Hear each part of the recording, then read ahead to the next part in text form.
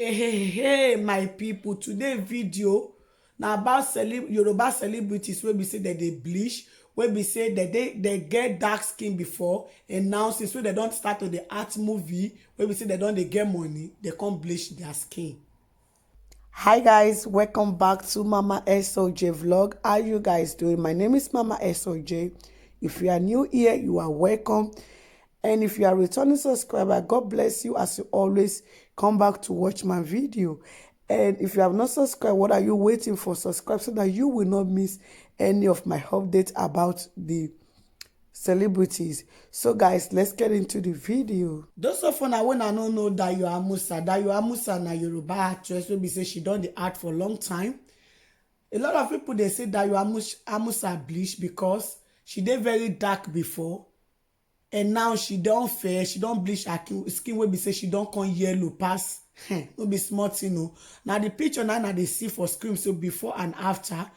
But if people ask and say she bleach, she go say she no bleach, say na so her skin be. But for inside this picture, they show us say na black person before say she bleach her skin. Say she bleach her skin. But the one wey be say she will come dey talk say no, she no bleach, say na so her skin be, say she no bleach. But for this picture, they show us say she no be fair person, say na black person. So another Yoruba actress will be say she still bleach again. Those of una when I don't know Kemi Afolabi na Yoruba actress will be say she dey act Yoruba movie, she get 2 children and she marry. So my people, na picture na they see for screen. So Kemi Afolabi still bleach also, will be say she bleach her skin. A lot of people they attack her for her comment section, say she bleach her skin, say no be so she be before. But she say she no bleach her skin, say na so her skin be. But a lot of people say now she can't find past before, maybe because she won't make a movie they say now make she bleach, or she no like her dark skin, she just won't change the skin. Now her own choice. Now she know the reason why she bleach. But all waiting fans they talk, we say she bleach her skin, say no be so she be before, say na dark person na she be, and she can't the art movie wey be say she can't dey get money, now she can't go bleach her skin. Maybe because say as she dey art wey be say she dey dark, people not to dey take her for movie. Now she decided to bleach her skin to get people attention. Maybe now him make her bleach, nobody know. Now she know the reason why she bleach. Another Yoruba actress wey bleach na Bimbo Afolayan. Bimbo Afolayan na Yoruba actress wey be say she dey sell bleaching cream, and she dey very black before she starts movie wey be say before she still start to dey sell her cream, and she bleach her skin. Now she nobody even dey see the mark wey dey her face again. So she don bleach all of them wey be say you no go even see that mark again for her face. I don't know the reason why she bleach. Maybe because say she want to sell bleaching cream, now make am bleach. You know, say anybody where they sell bleaching cream for that Nigeria, where be say your skin no dey light. How you wanted to sell bleaching skin cream, where be say your skin no dey light, where be say you get that skin, you know go fit sell bleaching cream, and you know go fit sell like that. A market no go fit sell. So the only way where be say she go fit sell the market now to bleach her skin. Maybe now make her bleach her skin. But if she thought say people attack and say she bleach her skin, she go say she no bleach, say she just light her skin. But light her skin and bleaching for me na the same thing, because na picture na they see for screen. So before and after, say she bleach her skin, say no be so she be before. Now only God know the reason why she bleach. But me from my own thinking, me I feel say she bleached because of say make she for the sell her bleaching cream. Because if her skin no dey light, nobody go come buy cream for her hand. Her skin no need to be example to wetin she dey sell. That Yoruba actress wey be say she bleach again na Mide Martins. Mide Martins, those of una wey no know Mide Martins. Mide Martins na Yoruba actress wey be say her husband name na Afeez. So my people, she still get children.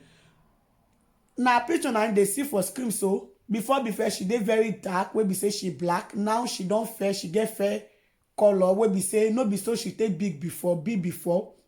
Now her color, she don't get fair color, wey be say she don't yellow where she yellow pass even no be pass person wey be say the fair yellow, wey be say they no bleach.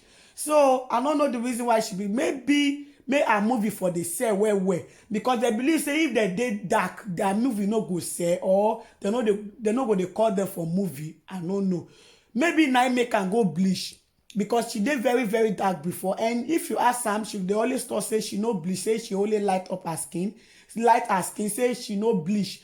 But for this picture they let us they know say she na black person and she be, say she bleach her skin, say she no dey light, she no dey, you know, she no get fair skin before, say na bleach now she bleach her skin. So now the picture now they see for screen. So another Yoruba actress again, her name na Mercy Aigbe. Mercy Aigbe na Yoruba actress. She no dey light before, she dey very black. So now picture now I see they see for screen. So she don't bleach her skin, but she dey talk say she no bleach, say na so she be, she no bleach her skin. But now the picture now I dey see my people say she dey very dark and she bleach her skin. Even her children, her daughter and her son, they black. And no one, if to say she will fail, at least one of her child must carry her color. No one resemble her for color.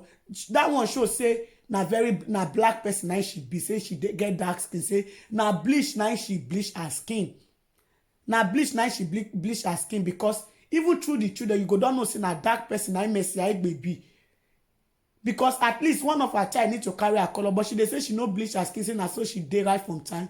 But a lot of people thought say na bleach now she bleach her skin, and her old picture now be this one. For inside her old picture she get dark skin, but for now her new picture now she get light skin. That shows say she bleach her skin. Another Yoruba actress will be say she still bleach na Iyabo Ojo. Iyabo Ojo, those of una when I don't know Iyabo Ojo. Iyabo Ojo na Yoruba actress. So we say she dey act Yoruba movie and she done there for the Yoruba industry for a long time now. She get 2 children and 1 girl and 1 boy. So my people, now her old picture now they see. Some say she bleach, some say she no bleach. But for my eye, I think say Iyabo Ojo no too dark like Kemi Afolabi, but it shows say she bleach her skin.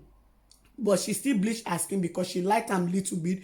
Not be say she too dark like that, but at least she add little cream to it.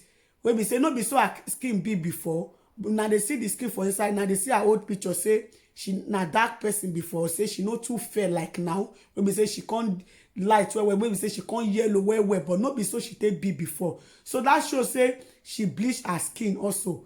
The way me take see this picture, her picture no be, the way her picture be now no be so it be before. So that shows say she bleach her skin. Those of una when I don't know Jaiye Kuti na Yoruba actress. We say she dey act Yoruba movie. She done there for the industry for a long time. So Jaiye Kuti, they say she no bleach. Fans they attack and say you bleach Jaiye Kuti. She say she no bleach. And for her picture, they show say Jaiye Kuti na dark person. We be say she bleach her skin, she light as, but she go dey talk say she no bleach and say na little light na her skin light. Say the more you dey mature, the more your skin dey light. No. So fans say e no possible. Say make she stop her bleaching cream wey she dey use. Say because her skin na vein don dey come outside, make she stop with dey bleach her skin. Say no be so she be before. Say she fine before pass now. But why some people talk say she fine for now pass before. So my people, me I think say for this picture why they see say she bleach her skin. Maybe she light her skin because of say therefore they call her for movie, you know, she won't add to her beauty, but now she know the reason why she bleach and her choice na her skin, you know. She fit do anything way she want for her, with her skin. But make she come dey talk say she no bleach. Now that one 9 people talk say no, they no go take and say she bleach her skin. Another Yoruba actress wey is still bleach again na Sikiratu Sindodo. Sikiratu Sindodo na Yoruba actress wey be say she done there for the Yoruba industry for long time. She done the act for long time. So everybody they talk say Sikiratu Sindodo bleach her skin. Say she get that skin before, but she bleach now. Wey be say she can't yellow well, not be smart, you know. Her own self won't come pass Oyibo own. Say she Sikiratu Sindodo she bleach her skin. And if people they attack her say why you bleach your skin, say you bleach, may you stop the cream way they use. She go talk say no, she no bleach her skin. Say now so she be, say the more she dey mature, the more her skin they light, How person, the more you dey grow, your skin dey light. That one no possible. That show say she bleach her skin, because for her old picture na very dark person na she be, and she dey very very dark well.